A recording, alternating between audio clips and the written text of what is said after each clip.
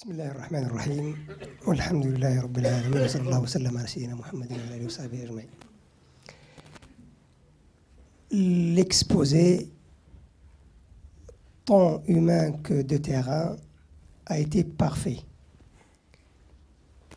Je remercie personnellement et au nom de l'Institut, Madame Ozdemir. Les questions, en revanche, étaient des redondances pour une bonne partie de toujours, et ça ne fait que retracer l'état, la situation d'une communauté. Je ne m'arrêterai pas au niveau politique ou sociologique, mais il y a une partie plus ou moins normative qui a été suscitée notamment par le monsieur qui était à côté de moi. Et c'est la question qui se répète toujours. Comment voulez-vous que je vote pour quelqu'un qui prône, par exemple, l'homosexualité? Je vais faire juste quelques éclaircissements sur le plan normatif, islamique, fiqhique, si vous le voulez. C'est que nous, ici, nous sommes une minorité dans un État qui n'est pas islamique.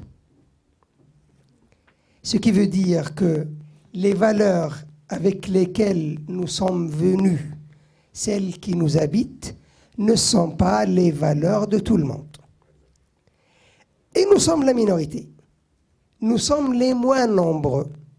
Du coup, c'est à nous de chercher à, premièrement, avoir accès à nos droits fondamentaux comme vous avez eu à le dire, en effet, rapidement et si bien. Et deuxième chose, il y a certains intérêts en deuxième degré pour la communauté. Et là, nous devrions agir là-dessus. Est-ce que je peux voter pour quelqu'un qui prend l'homosexualité ou d'autres questions, bien sûr, qui sont absolument fausses? Première chose, vous savez très bien qu'il n'y a pas de péché au-delà de l'incroyance, plus grand que l'incroyance elle-même. Donc, le plus grand péché est là. Du coup, tous les autres ne seraient que des détails qui ne nous regardent pas du tout, car nous, si on appelle quelqu'un aujourd'hui à l'islam, par exemple, on lui demande de venir vers l'islam. On ne lui demande pas d'arrêter l'homosexualité. En premier, on ne lui demande pas d'arrêter de vendre avec riba, par exemple. Non. Première chose, c'est accéder à l'islam. Et à ce moment-là, les détails de l'islam s'avèrent un devoir pour chaque musulman.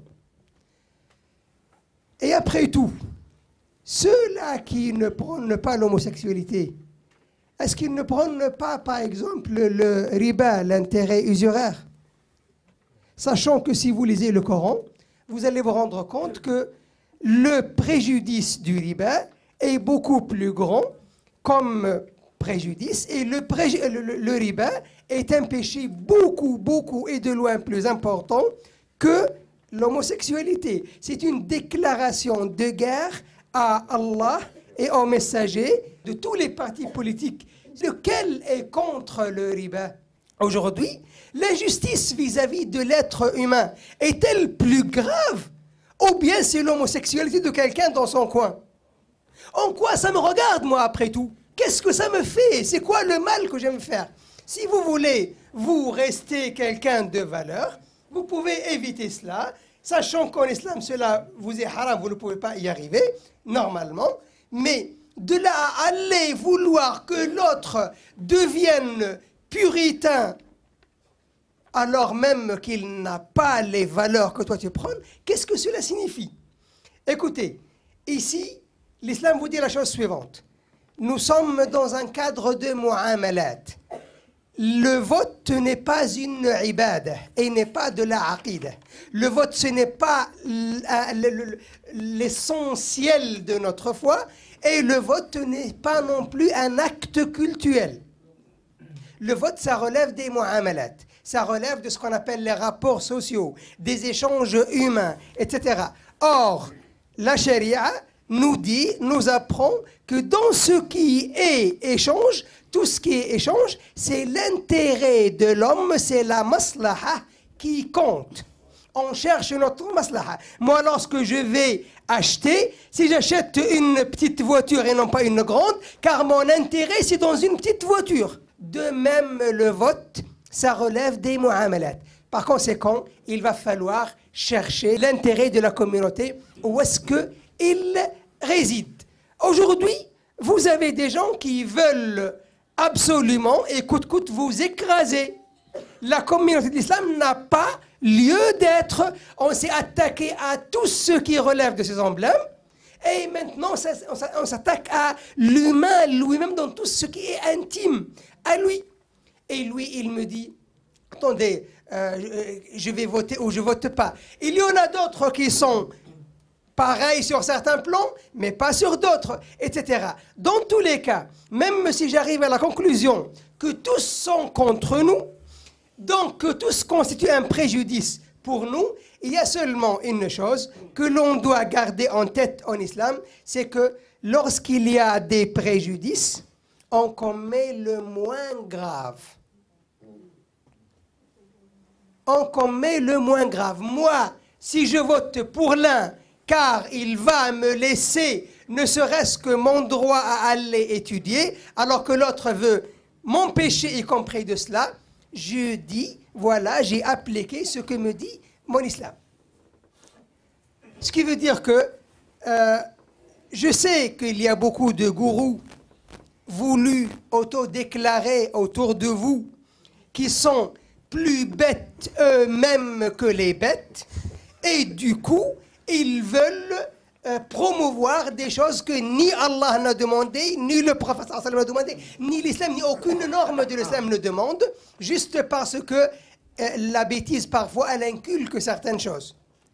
Et il va falloir se réveiller un tout petit peu, c'est que vous n'êtes pas chez vous, dans le pays de l'islam ici, mais vous êtes chez vous en tant que citoyen. La France, c'est votre pays à tous. Si les valeurs sont celles, les valeurs observées, sont celles de celui qui compte plus en matière de nombre, c'est que quand même, vous restez français, vous avez des droits, et si le droit, on doit combattre pour l'avoir, et vous avez un seul combat légitime que vous pouvez faire et mener, et personne ne peut vous dire quoi que ce soit là-dessus, c'est celui des votes. Du coup, c'est un devoir aujourd'hui, à la situation actuelle, c'est un devoir pour tout musulman de chercher à voter, ne serait-ce que pour éloigner les préjudices les plus graves. Je ne vais pas m'étaler beaucoup plus. Et pour les fatwas qui viennent de l'Arabie Saoudite et qui disent que c'est haram.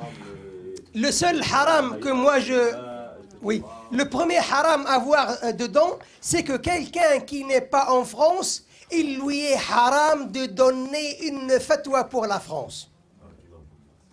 Quelqu'un qui ne vit pas l'environnement, il n'a pas à s'exprimer pour un endroit qu'il ne connaît pas. Donc ces gens-là qui la bouclent à un certain moment.